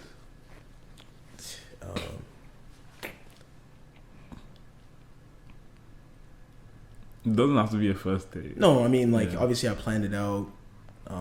Told her what she was supposed to wear. It was actually her birthday, so there was a lot more planning that went into it. So I got the cake made. I got it sent to the restaurant we were gonna go to. The restaurant was her favorite restaurant. And then I went to pick her up. I told her, like obviously we're going to a formal like place for dinner. I had the cake delivered and had it cool off there. And then I took her to her favorite restaurant, which is obviously very expensive. Shit. Got her favorite dishes, obviously paid, and then after that, I surprised her with like a gift bag of like all the gifts she had been talking about, like in passing, but she never told me that outright for me to get it for her. So I got her that as well, like right after. Then obviously they brought the cake out, and then she saw the cake, and then after that, the gifts. Okay. So I think that's the most like intricate plan I've done. Ensuring trust. The most intentional. Damn. Like, yeah. Look, damn. Bare minimum is crazy right now, but yeah, that's probably the most I did. I can't lie. I went crazy. What happened to that relationship? Mess up. Mess up. Stop it right now. That was unfortunate. It's all good. Well, yeah. I guess we're waiting for you. We're waiting for the outro. You took her to therapy? No. You took her to therapy? I've been there before. I wouldn't say that was like my most well thought. I would say it was more so a gift. It wasn't a date. Birthday. I think it was. Yeah, I think it was a birthday. For you? Why would I give someone else something on my? Wait, my I thought you were saying that she took you out on a date. For me, yeah. For me, I think I haven't been treated like that. So when it happened, it was crazy. I think for me, it was just so the person she messaged me was a day late, and she was like, "Oh, was your birthday yesterday?" And I was like, "Yeah." And then she was like, "Let me take you out." I'm like, "Okay." Shit, okay. You get pampered. So, she told me where we're going. We went. Yeah, she told me where we're going. I was like, in my mind, I just act like this is a normal date. I'm sorting everything out. But it's like she made it like a thing as to you are not doing anything. Like obviously you're picking me, that's really it. But outside of that, you're not doing anything. So I kind of felt like a prince, Then, firstly, when I went to pick her up, when she walked out, she looked fantastic. Oh my god, she looked fantastic. And then when she came in the car, she smelled even better. I said, shit. My heart is melting right now. Then she took me to a restaurant. We had a great conversation, eating. And then, again, for me, I'm always clued in. I see everything. But she didn't realize I saw everything. So she said, I'm just going to the toilet. And I saw her walk off. She went to talk to like the one of the servers. And I'm guessing she's paid attention before where I mentioned I like chocolate brownies, hot chocolate brownies with ice cream. So she ordered that, came back, acted like nothing was happening, and then the server came out and I had to act surprised because I'm like, obviously I saw it happen, but it was just the effort. Yeah. Oh my, the effort got to me. It's intentional. Yeah, and then she asked me to take pictures of her as well. Yeah. It's an experience. Yeah. Wow. Yeah. That's it was nice. It was great. Don't I'm worry. doing this intentionally, guys. Please. Don't worry. It's coming. Don't worry. It's coming. Then we'll pray for it. After this, Yeah. we'll sponsor this this episode. It's coming. Don't worry. Sure, don't do that. Stop it right now. You're I'm not doing anything. Enough, Sheree. Enough. I'm not doing anyways. But yeah, that was probably the best thing that's happened to me. I think. But before that, it was someone she got me tickets to see Kevin Hart. The fuck? Nah, but it was crazy. She did. She was like, No, whoa, but like, this shit actually happens in real life. Yeah, it's just a surprise as well. She said, "Oh, by the way, check your emails." I said, "Oh, yeah." I saw Kevin Hart. She said, wow. Like very front row as well. I said, shit. was this last year? No, not this. Not the one that came this time. Came like this was 2018. Interesting. Oh, yeah. You know what I'm saying? Trying to connect the dots. No, but yeah, I think those are probably one of my best gifts. But I don't ask for too much because again, I don't think anyone cares. So when someone shows me they care, it means like a lot more. Than it should. Yeah, of course. Yeah. What's your love language? I actually love asking people this question. I'm very curious because everyone's different. Mm-hmm. What would you say? I used to be really like I used to be physical touch. I used to be always the one hugging, kissing, and then after it's like talking about being closed off. Now it's like I don't know. I feel like it's changing to quality time than physical touch because now like I don't know how to say this, but now having a person that actually their love language is physical touch, it's like, damn, I'm receiving what I used to like give, you know? So it's like... that was kind of deep. Yeah. So now it's like, I feel like I am physical touch, like in certain points, but like, I feel like quality time, I'm always like spending time with that person. Yeah. It's actually crazy because you actually hear it's like someone's love languages was this before this situation. Like I've heard it too where... a girl has said, "Oh, she was a lot more like physical, like physical touch wise," and then after her situation with her boyfriend, the physical touch, it disappeared. Yeah. And now she doesn't like being touched. Can you like the switch is crazy? Like that's the opposite end of the spectrum, bro. You like being touched, you don't want to be touched. What did the nigga do, bro? I like to be like you know what I'm saying? Yeah. Like that's crazy. Just deprivation. Yeah. Yeah. Shut. I don't like being touched. Like they don't receive or give. I'm like that's kind of wild. Like yeah, no. You know, that's peak. I'm also yet to hear somebody say words of affirmation is one of their top. I swear I'm the only one. I haven't heard anyone else say. I know a few girls that have like praise kink, so I'll probably say. I feel like that's on my top. Why you say the praise kink? Just call it words of affirmation.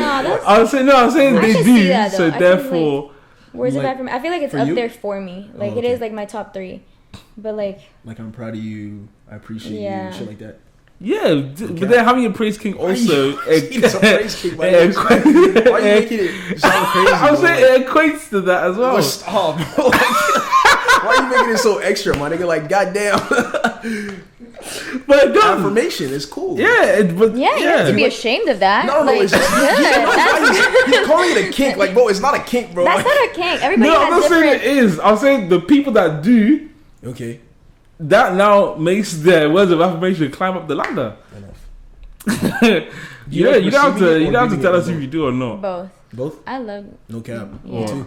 I said because it's both, right? It's giving and receiving. Yeah, because you can't just have words of affirmation from the other person. And what are you gonna do? Like you just have to the other person might not give a fuck about words of affirmation like that. Yeah. I mean, naturally, like in the love languages, you're supposed to give all of them to your partner, like in a perfect way you're supposed to, but that's not usually how it is. Yeah. Right? And then obviously there's ones that matter more to the other person than the other ones, for example, right?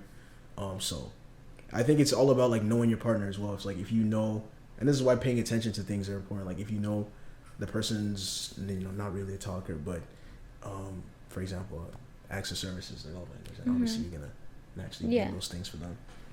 Like makes them feel good about themselves, right? If you know it's words of affirmation, even though you might not be big on words, you're supposed to affirm your partner because you know that makes them feel good, right? That's kind of how it's supposed to be, anyway. What about you? What's your love language? So what I like to receive is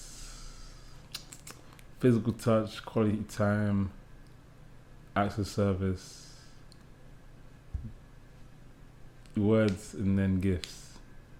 And then what I give is just physical touch. No, it's quality time, acts of service, physical touch, gifts, and then words of affirmation. So he gave us the whole list. He gave us I was like, he looked for all he gave us the whole list on both sides. I'll study myself. Yeah, love dog. No, so just one. What's your love language? My top one Yeah. is physical touch, and then on the other side, quality time. Okay. So those are my top ones. But then in order. Don't look at me. Don't look at me like I that. thought you were about to ask me, so. Stop it right now. Because we all have them to an extent. Yeah, like, if someone buys you a gift, you're going to tell them to fuck off. Like, exactly. To some level, you like it, but it's not as much as something else. Yeah, exactly. Yeah. Right. So for me, it's like gifts. I don't really care. It's 5, right? Or is it 5 or 6? 5. Yeah. The 6th one is food for me.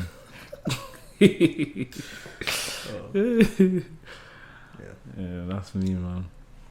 Yeah, sweetest berry. Sweetest berry is anything. It could be anything that you want to showcase, anything that you think people should know about. You guys put me on the spot. Not really. This is everyone. Yeah, we're all gonna do it. For me, I would say is Charlie Main's book. Not gonna lie, I told you I hate that guy, but then somehow I'm starting to find some sort of admiration for him. I read his book, very powerful book. That, and also I'll say T.D. Jakes as well, Disruptive Thinking. Those 2 books, strong books, makes you think outside the box. It makes you realize, like, yeah, people struggle for some of their greatness now, you know. No, sweetest berry is Brent Fires. You know what I'm saying? That's my nigga. Every week. What? Nigga, it's only been 1 week. So you guys should go listen to all his music because that shit is fire. Especially. Is this like a shout out to somebody? Or? Yeah, it's like, it can literally be. It could be a brand. It could have got a specific. You said French nails. And it literally could be. Literally, I was about to tell you about my nails. Yeah, French tip nails, girls. I love my French tip. Where did you get it from? Nails for You. On Regent. There you go, sweet berry right there. Sweet the berry. There you go. Yeah, man. But yeah, have you got anything that you want to shout? Anything else? No, thank you for having me, guys. Appreciate it. It's my first time. Any Colombians, reach out to her. Let's try and build this Colombian community. Colombian community for real.